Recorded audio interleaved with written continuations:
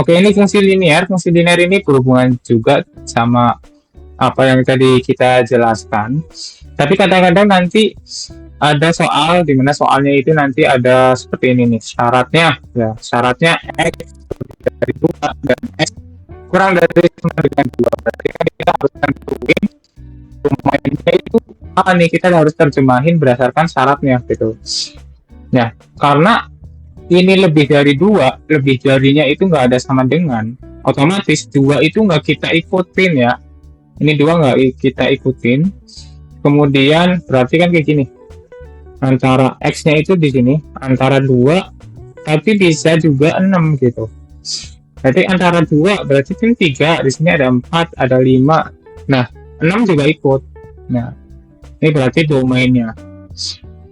Nah, paling selanjutnya kita lebih ke bagaimana cara kita menentukan domainnya untuk kemudian kita aplikasikan ke kodomainnya ya, untuk masing-masing domain gitu.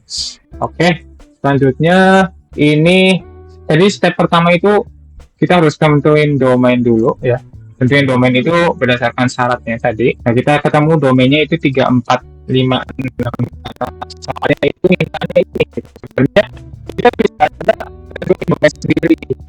Nah, harus di soal harus seperti itu, harus kita terjemahkan. Nah, tentukan kodomain kedua ya. Nah, cara menentukan kodomain itu kita bisa memasukkan masing-masing X ya. Jadi kan domainnya kan 3. Jadi basically ini Y itu kan fx ya.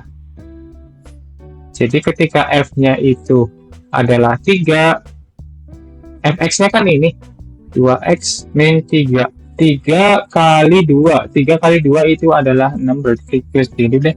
3 kali 2 min 3. 6 kurangi 3 adalah 3. Oke.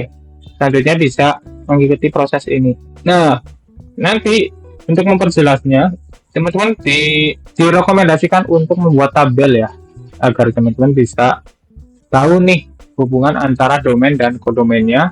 Untuk kemudian kita bisa menentukan range. Sebenarnya yang kita tentukan adalah titik-titiknya nih. Jadi ketika X-nya 3, ternyata Y-nya adalah 3. Ketika X-nya 4, ternyata Y-nya adalah 5 gitu. Jadi nanti kita bisa menghubungkan antar titiknya gitu. Seperti apa gitu.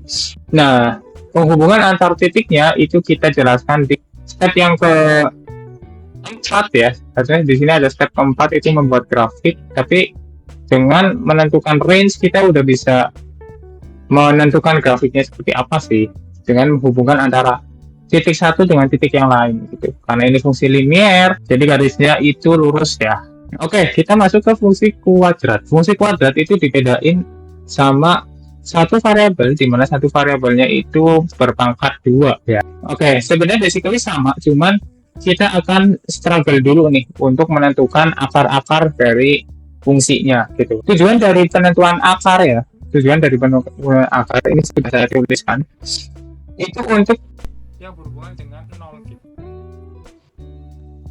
Kita menentukan akar-akarnya, artinya kita menentukan garis potong dari kurva ya, garis potong dari kurva yang memotong sumbu 0 gitu, yang memotong Y sama dengan 0 gitu. Di sini kan 0 ya Y-nya. Itu tujuan dari akar. Nah, ketika kita bisa menentukan akar-akar yang memotong sumbu X, dimana artinya ketika kurva atau garis memotong sumbu X itu adalah nilainya adalah Y sama dengan 0. Nah, ketika kita bisa menentukan itu, kita bisa menentukan nanti ujung-ujungnya sampai ke titik puncak dari kurvanya. Oke, di sini kita pembahasannya tentang fungsi x kuadrat min 9 ya. Nah, fungsi x kuadrat min 9 itu kalau kita faktorisasi, itu kita mendapatkan dua persamaan seperti ini ya. Ingat kalau A plus B dikali A min B, itu dia akan menghasilkan A min B, A kuadrat min B kuadrat ya. Jadi kayak gini, kita punya kayak gini. Soalnya nanti ada pengurangan kan, pengurangan antara variabel gitu. Oke, setelah kita menentukan akar-akarnya ya, akar-akarnya kan 3 sama min 3 ya. Sebenarnya kita nggak perlu melakukan ini nih, kita nggak perlu melakukan pengecekan hasil 0 jika f-nya 0 gitu ya. Kita nggak perlu lagi menentukan ini, cuman ini sebagai acuan aja agar kita bisa menentukan garis mana yang memotong sumbu X gitu. Berarti untuk menentukan titik puncaknya otomatis karena akar-akarnya itu ada di min 3 dan 3 ya, itu otomatis ada di tengah-tengah antara min 3 sampai 3 nih. Bisa aja di 0 atau bisa di 1 gitu ya.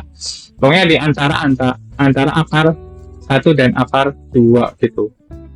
Makanya kita tentuin domainnya itu kita tulisnya seperti ini. Jadi seperti inilah. Min 3 kurang dari X kurang dari sama dengan 3 gitu. Kenapa kurang dari sama dengan? Karena kita harus mengikutkan atau mengikut sertakan min 3 dan 3, yang mana min 3 dan 3 ini adalah akar-akarnya tadi, untuk melihat bahwasanya akar-akar ini beneran memotong sumbu X gitu. Oke. Nah, balik lagi ke sini. Ingat Y itu adalah F. Kenapa Y adalah Fx? Karena sebenarnya Y itu adalah daerah tujuan ya, tadi kodomain. Kodomain itu daerah tujuan, yang mana daerah tujuan itu pasti kalau kita melakukan perjalanan menuju suatu tempat, kita pasti kan berasal di suatu tempat dulu kan. Harus ada di satu titik dahulu gitu ya. Titik pertama dahulu. Di mana satu titik pertama tadi itu dikenal sebagai fungsi, di mana fungsinya itu dia membutuhkan satu domain atau beberapa domain untuk menghubungkan antara satu titik dengan satu titik yang lain gitu. Jadi Y itu basically kita istilahkan adalah fungsi dari X gitu. Oke, balik lagi ke sini, X kuadrat min 9. Nah, karena domainnya itu min 3 sampai 3, maka kita harus masukkan domainnya antara, berarti mulainya dari startnya dari min 3 ya. Min 3, kemudian min 2, kemudian min 1, 0, kemudian 1, 2, 3. Ya, 3 harus diikutkan karena ini sama dengan ya, kurang dari sama dengan. Oke. Makanya kita jabarin sampai 3 nih gitu. Oke. Ini harusnya teman-teman bisa melakukannya ya. Karena sebenarnya ini gampang, cuman mungkin banyak aja. Kita mensubstitusikan antara domain 1 ke masing-masing kodomainnya ya, untuk menentukan masing-masing kodomain.